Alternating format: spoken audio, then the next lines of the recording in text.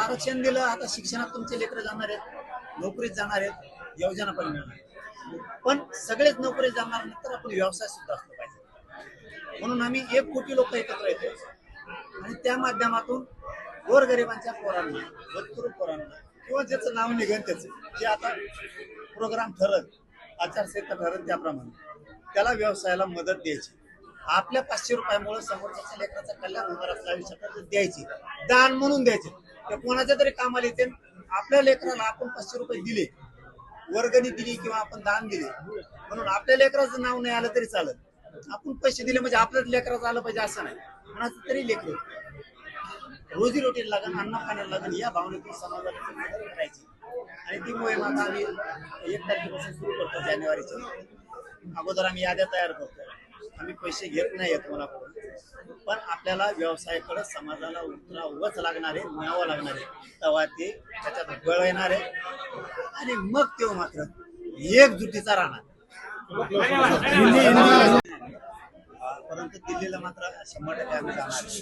दिल्लीला आम्ही मराठा समाजाचं तिथे अधिवेशन घेतो आणि देशव्यापी घेतो. महाराष्ट्रासह भाषेच्या सगळ्या राज्यातले खूप मराठा समाज दिल्लीला जाणार आहे.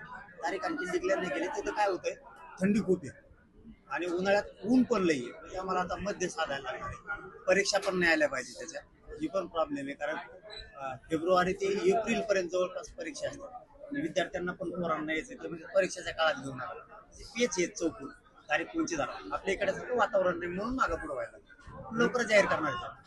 मराठा भवनचा मराठी भवनचा सर तुम्ही मगाशी भाषणामध्ये उल्लेख अद्यापही गुन्हे दाखल अटक करण्यात आल्याने एवढा रोष मुख्यमंत्र्यांना थेट इशारा दिला, काय म्हणाल त्याबद्दल? मुख्यमंत्र्यांवरती माझा रोष नाही.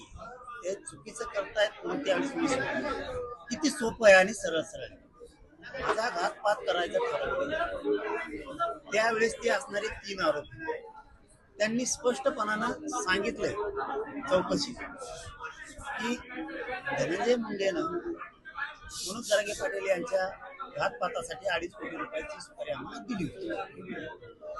मग एसपींना गृह मंत्रालयाला अर्ज करून परवानगी मागायला हरकत काय? मंत्री आहे, माजी मंत्री आहे ना म्हणून. दुसरा सामान्य असता तर या निवडीत नेला असता. पोलिसांनी याचं राजकारण करू नये असं माझं म्हणणं आहे. सत्ता बदलत असते आणि मुख्यमंत्र्यांनी अजितदादांना सुद्धा करू नये.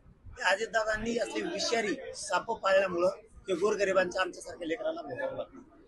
आणि जर 3 आरोपी म्हणत असतील आम्हाला दिलं नाही तर त्यांची नार्कोटेस्ट करा. ते जर खोटं बोलत असतील की आम्हाला घातपाताची सुपारी दिली नाही त्यांची नार्कोटेस्ट करा.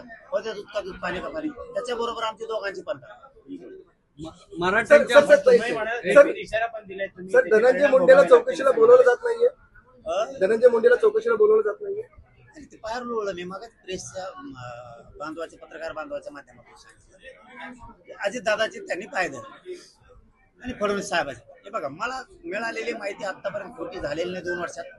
म्हणूनच मीडियाचे बांधव माझे विश्वास. मी लबाड बोलत नाही. एकतर जे खरं ते सांगतो. मला मिळालेली माहिती आतापर्यंत आंदोलनात सरकार माझ्या विरुद्ध, समाजाविरुद्ध काय कट करणार आहे किंवा काय षडयंत्र शिजते हे ज्या ज्यावेळेस मला त्यांच्या गोटातून माहिती होती त्यावेळेस मी पहिल्यांदा मीडियाच्या बांधवाला सांगतो आणि मीडियाचे बांधव ते दाखवतात म्हणजे त्यांचं षडयंत्र हलवून पडतं. तसं मला पक्की माहिती कळालेली.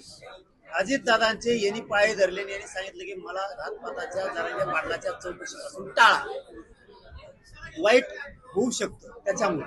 आणि हेच फडणवीस साहेब सुद्धा म्हणले. त्यांनी त्यात क्लीन चिट दिली. त्याला सरकार पाठीशी घालतंय घातलं, पण याचे परिणाम काय असते, याचे पडसाद भयानक असते. तुम्ही जर असं गरीबाच्या लेकराचा घातपात करायला निघाले आणि सरकार आणि विशेष करून फडणवीस साहेब जर गांभीर्यानेच घेणार नसते तर लोकांना मग पर्याय नाही. याचे परिणाम काय होईल तुम्ही म्हणाल? भाषणात देखील थोडेसे बघूयात ना, वाट बघतो ना. हिवाळी अधिवेशन चालू होते. फडणवीस साहेब 100% त्याला चौकशीला घेतील. फडणवीस साहेब सुद्धा घेतील. अशा बाळगून आहेत. करणार काय करायचं ते लोकशाही मार्गानेच केलंय मी आतापर्यंत. पुढे करणार, पण मग मराठी आम्ही करणार ना विलाज आमचा. हिवाळी अधिवेशन चालू होते. मराठ्यांच्या या एकीसाठी लढ्यासाठी आपण प्रामुख्याने कुठली ध्येय काय मागणी करायला हिवाळी अधिवेशनाला? त्यांनी शेतकऱ्यांची सगळ्यात अगोदर कर्जमुक्ती करणं खूप गरजेचं. ती करायला पाहिजे. शेतकऱ्याच्या मालाला भाव पण दिला पाहिजे. पश्चिम महाराष्ट्रात उसाला तर 29 रुपये भाव आहे. मराठवाडा आणि बाकीच्या प्रदेशात 2300, 2400 हे सुद्धा भाव वाढले पाहिजे.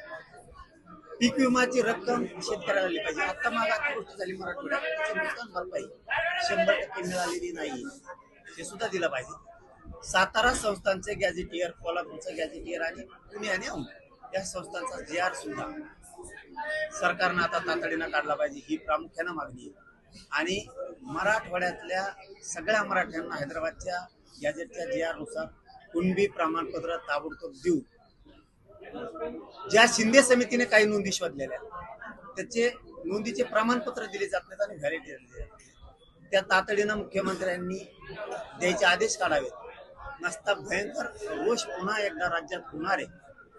मुंबईला येण्याची पुन्हा वेळ सरकारनं येऊ देऊ नये. जर का पुन्हा मराठी मुंबईला तर आता खरंच वापस जात नसते. सर अण्णासाहेब पाटील महामंडळाच्या योजना बंद पडलेल्या आहेत. तुमचं बोलणं झालं नरेंद्र पाटलाशी, काय तुम्हाला उत्तर मिळाले? आम्ही दोघं होतो आज कार्यक्रमात. मंत्री महोदय नरेंद्र पाटील साहेब आणि मी पुण्यात, त्यात ते बनले. मी त्यांना म्हणलो LOI बंद आहे, आम्ही अध्यक्ष आहे, परतावा बंद आहे. सरकारमध्ये असल्यामुळे सारथीचा विषय त्यांना सांगितलं की सारथीचं बी विनाकारण विद्यार्थ्यांचे हाल चालले, PhD मिळत नाहीये, संख्या कमी केली. पहिल्यांदा मला वाटतं 76 होते, आता 56च केले परदेशासाठी. म्हणजे हे अडचणी आहेत. त्यांनी सांगितलं मला, छगन भुजबळ फडणवीस साहेबाला म्हणला आणि अजितदादाला पण म्हणला आणि त्याच्यामुळं महामंडळाचं सगळं स्टॉप केलं. असं स्वतः नरेंद्र पाटील साहेब भाषणात म्हणले, मला म्हणले नाही म्हणत मी, तिथं भाषणात म्हणले. आणि त्यांनी सांगितल्यामुळे मग अजितदादांनी फडणवीस साहेबांनी बालिकांवर आणि महिलांवर होणारा अत्याचार आपण विशेष मत आज व्यक्त केलं. मनोगत व्यक्त करताना काय सरकारला काय सांगाल एकूण मराठ्यांच्या मुलीवर होणारा अत्याचारावर? त्याच्यावर एक कायदा पाहिजे. लेख ही लेख असली पाहिजे. तिला जात कळायच्या अगोदर, तिला धर्म कळायच्या अगोदर, तिला दुनिया कळायच्या अगोदर, तिला गाव कळायच्या अगोदर, तिला सगळे नातेवाईक समजण्याच्या अगोदर, सगळा आनंद बघण्याच्या अगोदर तिच्यावरती बलात्कार करून खून केला गेला, ती क्रूर हत्या होती. त्याच्या सरकारनं काय करायला पाहिजे, एक कायदा काढला पाहिजे. 6 महिन्याच्या आत फास्ट ट्रॅक कोर्टात ही केस घेऊ. पण फास्ट ट्रॅक मध्ये भरपूर केसेस आहेत, सेपरेट बेंच दिले पाहिजे आणि 6 महिन्याचा संपूर्ण फाशीवरती दिलं पाहिजे, तर हे थांबलं नसतं. हे असंच राहणार आहे. माझ्या माहितीने भारतात आणखीन फाशीच नाही झाली बलात्कार करणार अशी माहिती. आता ती खरी खोटी तिचा शोध घ्या आणि मी पण घेणार आहे, खरं. पण बलात्कार करणाऱ्याला आणखी फाशीच झाली नाही भारतात. वाल्मिक करायला बेल होणार अशी एक ऑडिओ व्हायरल होते. फडणवीस साहेबाचं गिफ्ट असेल अजितदादाचं आणि फडणवीस साहेबाचं, ते गिफ्ट देणार असते राज्याला की असा दहशत पसरवणारा, क्रूर हत्या घडून आणणारा माणसाला आम्ही सोडतोय. हे महाराष्ट्राला बक्षीस द्यायचं असेल फडणवीसांना आणि अजितदादांना, देऊ द्या मग बघू.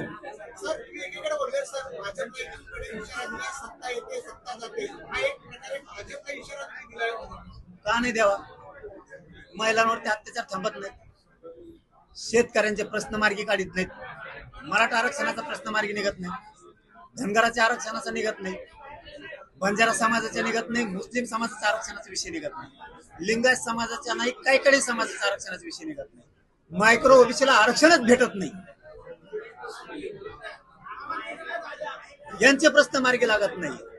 यांना एक गर्व झाला की काढायसाठी मी बोललोय, निघाला तर चांगली गोष्ट. काँग्रेसला सुद्धा असंच वाटत होतं की आम्ही अमृत पिऊन आलो, सत्ता जाऊ शकत नाही, आम्ही समुद्रासारखे भारतात पसरलेलो. गेली. भाजपला कधीच वाटत नव्हतं काँग्रेसची सत्ता जाईन आपली, आली भाजपची. तसं तुम्ही गर्वातून बाहेर या, तुम्हाला वाटतं सत्ता जाणार नाही, धुराळा वाजल्याला माहित बी होणार नाही. त्यासाठी अन्याय अत्याचार करू नका, असले पोसू नका. एक हातपात घडून आणते आणि त्यांनाच तुम्ही सोडता, त्यांनाच सांभाळता. अजितदादा सांभाळता, अजितदादा पक्ष चांगला, अजितदादा माणूस चांगला, पण सांभाळत नीट नाहीत ना तुम्ही, त्याच्यामुळे आमचा तुमच्यावरती रोष आहे. फडणवीस साहेब चांगला, त्यांचा पक्ष चांगला, अरे पण लोक नीट सांभाळणार ना तुम्ही. ज्या मराठ्यांनी तुम्हाला सत्तेवरती बसवलं त्याच्यावरच उतारायला लागलात तुम्ही. भाजपकडे इंडियन विरोधक 50% आहे. सत्ता कशी त्यांच्याकडून जाणार? बघा, एक चुनूक देतो फक्त, मग तुम्ही त्याचा अर्थ समजून घ्या. महाराष्ट्रात असं कधी घडलं नव्हतं, ते मालेगावात घडलं. लोक न्याय मंदिरात कधी जात नाहीत, घुसते होते. एकदा लोकांच्या मनात आलं ना, ईव्हीएम नाही, व्हीएम नाही, सरकार नाही, फरकार नाही, काय नाही, काय नाही, काय नाही. न होणारी घटना महाराष्ट्रात घडली माय बापू. न्याय देवतेत न्याय मंदिरात कोणीही घुसत नाही. मालेगाव मध्ये लोक कोर्टात घुसले होते.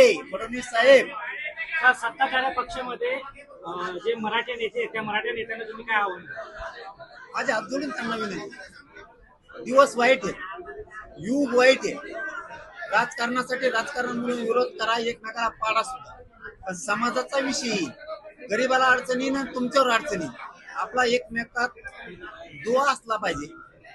श्रीमंत मराठ्यांनी गरीब मराठ्यांना मदतीला जायचं, गरीब मराठ्यांनी श्रीमंतात जायचं. कारण आपल्यात खूप गरीब आहे. श्रीमंत गरीबाकडे बघतच नाहीये, म्हणजे राजकारणी मराठी. तुम्ही इथून पुढच्या काळात तरी त्यांचं शिका. ते जातीला पण सांभाळते, राजकारण पण करते. तुम्हाला मराठी कधी कमी पडू देणार नाही. तुमच्यातलं वैर कमी करा ना, आतून एक या आणि गोरगरीब मराठ्यांच्या पाठीशी उभा राहायचा. मराठा सुद्धा तुमच्या पाठीशी ताकदीने उभा राहील. सकल मराठा समाज मंडळाच्या आयोजनात कृतज्ञता सोहळा या ठिकाणी संपन्न झाला. आपण सर्वांचेच आभार व्यक्त करताना भविष्यात मराठ्यांना काय असू शकतं? मुंबईला ज्यावेळेस दोनदा आम्ही आलो, त्यावेळेस महामुंबई म्हणू त्याला, कारण तुमच्याकडे दोन म्हणतात, मुंबई आणि नवी मुंबई, तर त्याला आपण सगळी मुंबई म्हणूयात, महामुंबई. त्या सगळ्या बांधवांनी खूप कष्ट घेतले, खूप मेहनत घेतली. गोरगरीब खेड्यातले पोरं येत होते.